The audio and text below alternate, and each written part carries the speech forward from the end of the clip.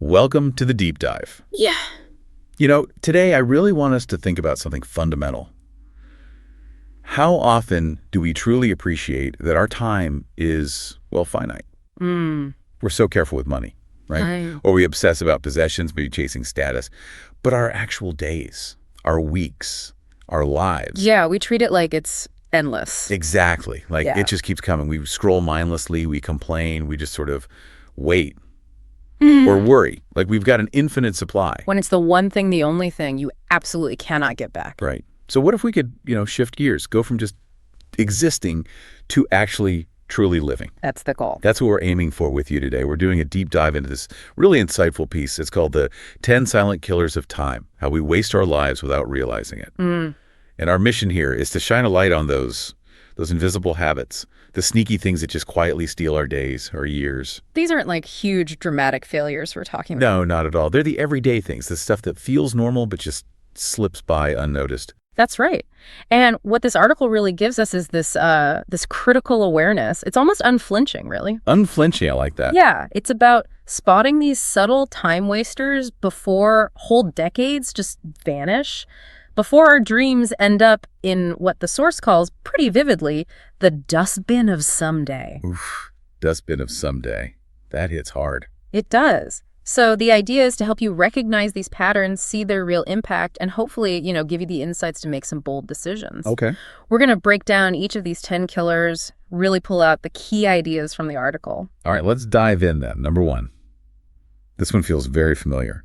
The illusion of inspiration. How many times have we all said it? Oh, I'll start that thing when I feel inspired. Or, I need to be in the right mood for this project. It sounds romantic, doesn't it? Waiting for the muse. Totally romantic. But the article argues it just leaves us, well, stuck. Stranded is the word they use. It really turns the common wisdom on its head. The article says inspiration doesn't come first. Action creates inspiration. Action creates it. Yeah. Think about a writer. They don't just sit there waiting for the perfect sentence. They write. Sometimes it's bad writing.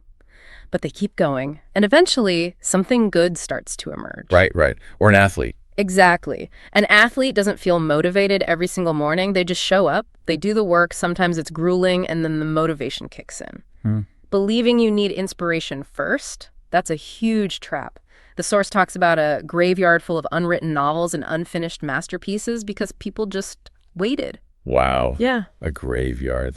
Yeah. It makes you wonder how much potential just evaporates while we're waiting for that feeling. A lot, I suspect. And maybe, just maybe, some of that waiting, that procrastination, it's actually linked to our next point, the fear of what people will think. The approval prison. Yes. This is another massive time thief, isn't it? Yeah. We're kind of trained from day one to look for validation. Parents, teachers, friends. It's deeply ingrained. And that little voice, what will they say? It just becomes this silent boss running the show, dictating choices about careers, relationships, even just what we wear. Yeah, and this really touches on, how much power we give away, allowing outside opinions to control our inner world. But here's the kicker the article points out. Most people, they're honestly too busy worrying about their own lives to spend much time thinking about yours. Really? We think everyone's watching. We do, but they're mostly worried about themselves. And the few who do criticize, the article says they'll probably forget about you in like a week. And yet. And yet we can waste years trying to impress them. It's tragic, really. The source asks, how many people lived entire lives trapped in jobs they hated, in relationships that suffocated them simply because they feared gossip? That's devastating. It is. And the hard truth is, no matter what you do, someone will judge you. That's just how it is. So chasing universal approval, it's not just futile, it's a huge waste of your precious time. Okay, that's actually really freeing if you can truly internalize it. That judgment is just part of the deal. It empowers you, right? Yeah. But even with that freedom, sometimes we get caught in another trap. Number 3, the poison of complaining. Ooh, this one. It feels kind of good sometimes, doesn't it? To vent, like you're doing something just by talking about the problem, gives you this illusion of control. It does feel like release initially, but the article dives into why it's so damaging. It literally poisons the mind, reinforcing helplessness. So. It makes you feel like life is just happening to you, like you have no agency. And get this, from a brain science perspective, the more you complain, the more your brain actually starts looking for negative things. Seriously. You train your brain to be miserable. Pretty much. You're wiring yourself for dissatisfaction. And that constant negativity, that complaining, it just eats up mental energy. Hours you could spend finding solutions or, actually enjoying things. Wow, okay. So complaining isn't just annoying, it's actively harmful to your mindset and your time. Exactly. Contrast that with people who are problem solvers. They channel that energy into action. I mean, history remembers the inventors, the builders, not the chronic complainers, right? Good point. A really dangerous feedback loop, which I guess can lead straight into the next one. The futility of people-pleasing, trying to please everybody. Ah, yes.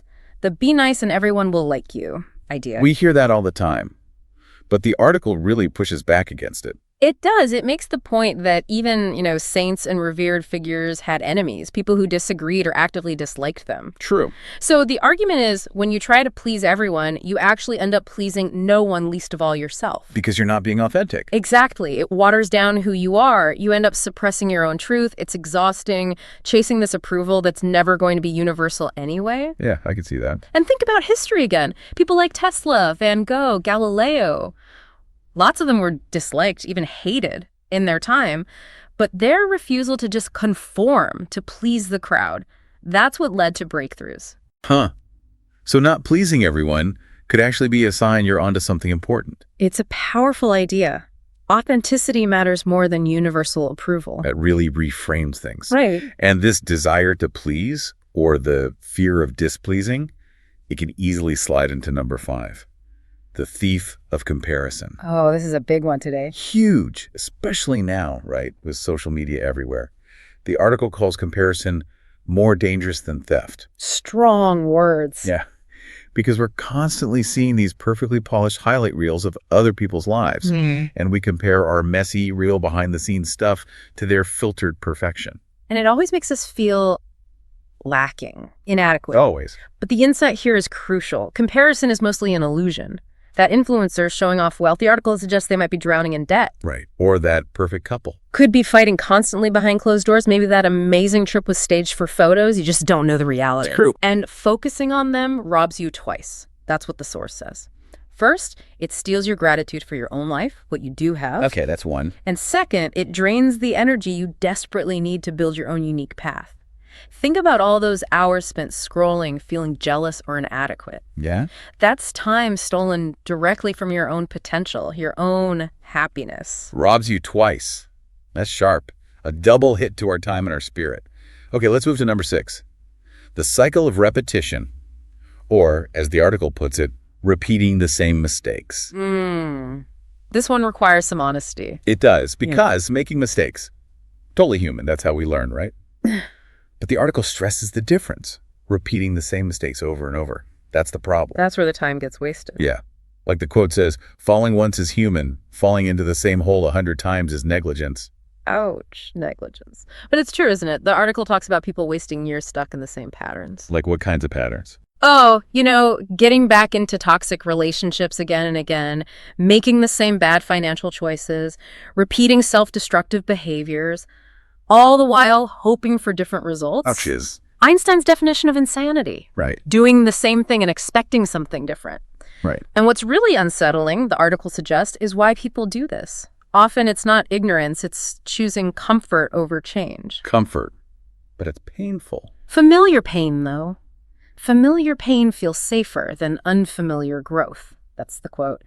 And that preference for the familiar, even if it's bad, it can cost you decades. Trapped in loops you could have broken. Wow. Familiar pain feels safer than unfamiliar growth. That probably resonates with a lot of people. And it feels connected to number 7, the trap of perfectionism. Ah, perfectionism, the noble-sounding excuse. Exactly. It looks good on the surface, doesn't it? I just have high standards. I want it to be perfect. Right. But the source argues it's often just fear in disguise. Fear of... Fear of judgment, usually. Fear of not being good enough. The perfectionist says, I'll launch it when it's flawless. But really, they might just be terrified of putting it out there at all. And the result. The article paints a sad picture. Endless tinkering, constant delays, dreams that just die unpublished because they were never quite ready. Never good enough. Never good enough. And here's a powerful line. Perfectionism kills more dreams than failure ever could. Whoa. Say that again? Perfectionism kills more dreams than failure ever could because you can learn from failure, right? You can bounce back, but you can't learn from something you never even started. True. So the takeaway is crystal clear. Progress beats perfection every single time. Just start. Iterate. Get it out there. Don't let perfect be the enemy of the good or even the enemy of done. Progress beats perfection. Yeah. That's like permission to be messy. Permission to just begin. Loving It's it. liberating. It really is. And sometimes that fear of imperfection, or maybe just not knowing what to focus on, leads us right into number 8. The delusion of busyness. This comes from a lack of priorities. Ah, the modern condition. Being busy. Totally. The article calls busyness the modern disease, where we mistake activity for achievement. Motion is mistaken for progress. So true. Endless meetings that go nowhere. The overflowing inbox. Trying to multitask 5 things at once. And feeling exhausted, but like, what did you actually accomplish that mattered? Exactly. And the article throws out a pretty shocking statistic to illustrate this. Okay. The average person apparently spends more than 6 years of their life on social media. 6 years. 6 years. Just think about that. What could you do with 6 extra years? Build a company, master an instrument, write that book. Wow. That is sobering. It really is. And the consequence of not having priorities is clear. Your life just becomes reactive. You're always putting out fires, always busy, but not actually moving towards anything meaningful. You're busy, but not productive. Tired, but not fulfilled. Precisely. Like climbing a ladder, working really hard, only to realize when you get to the top. It was leaning against the wrong wall. Exactly. All that time, all that energy, misdirected. Okay, 6 years. That's a serious wake-up call. Yeah. I think for me too. Which kind of sets up number 9 perfectly. The paralysis of fear. Specifically, the fear of failure. This one is deep. The source says fear of failure is the real enemy. Not failure itself. Failure happens. But the fear of it.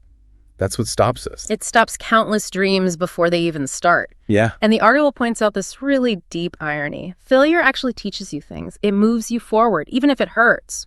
But fear just paralyzes you, keeps you stuck. Failure versus fear. Failure leaves scars, maybe, but they heal. Fear, the article says, kind of rots your soul. It eats away at your potential from the inside. Rots your soul. That's intense. It is, but the core message is so important. The biggest failure isn't trying something and having it not work out. The biggest failure is not trying at all. Because the dream you don't chase is already lost. You've conceded defeat before you even started. That unwritten novel, that business idea you never explored, those are the real tragedies fueled by fear. All that time you could have spent discovering what you're capable of just gone. Wow. The dream you never attempt is already lost. That really lands. Yeah. And it leads us right into the final killer. Number 10, the ultimate waste. Not living your own life. This feels like the culmination of all the others, doesn't it? It really does. The source describes it as just living by default, following a script someone else wrote, just going through the motions day after day. Yeah. And this is where the article delivers perhaps its most uncomfortable truth. Okay, I'm ready. It says, most people are already dead by 25, but buried at 75. Oh my God. Yeah. Meaning they stop dreaming, they stop taking risks, they stop really living around age 25 and then just exist, maintain routines until the end. Dead by 25, buried at 75. That's chilling. It's meant to be a wake-up call. The article concludes that to not live your own life is the greatest tragedy because when you look back, it's not usually the mistakes you regret most. It's the chances you didn't take. Exactly. It's the life you never had the courage to live. This final killer is really the sum total, the ultimate cost of falling prey to all the others we've talked about. That phrase, dead by 25, buried at 75, it's just incredibly stark. It really hammers home the cumulative effect of these silent killers. Because like you said at the start, these aren't usually big dramatic events. They're not catastrophes. No, they're insidious. They are. They're the small, daily, invisible time thieves, as the article calls them. But add them up. Day after day, they quietly steal decades of your one life. That's the true cost. It's immense. And that clock image in the source material, it's not just a graphic. It's your life ticking. And so often we just let those seconds, those minutes, those hours slip away without a second thought. Sobering.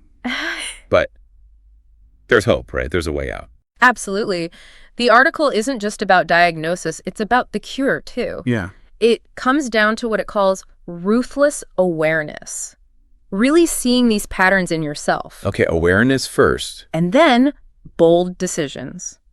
Choosing consciously to live deliberately instead of drifting. Living deliberately. I like that. So it's about taking practical steps. Yes, it's about actually doing something. Refusing to waste your time trying to please everyone. Refusing to let fear paralyze you. Kicking perfectionism to the curb. Acting now. Yeah. Even if it's not perfect. Especially if it's not perfect. Recognizing how valuable every single moment really is. Because like the article asks right at the end, Yeah. at the end of your days, the only real question is going to be, did you live fully? Or did you just waste your time waiting? Wow. That's the question, isn't it? A powerful one to leave people with. It really is. And maybe for you listening right now, think about these 10 killers. Was there one, just one, that really jumped out at you, that felt uncomfortably familiar? Maybe pick that one and just decide this week to challenge it. Make one bold decision, however small it seems, to start reclaiming that time, to live just a little more deliberately.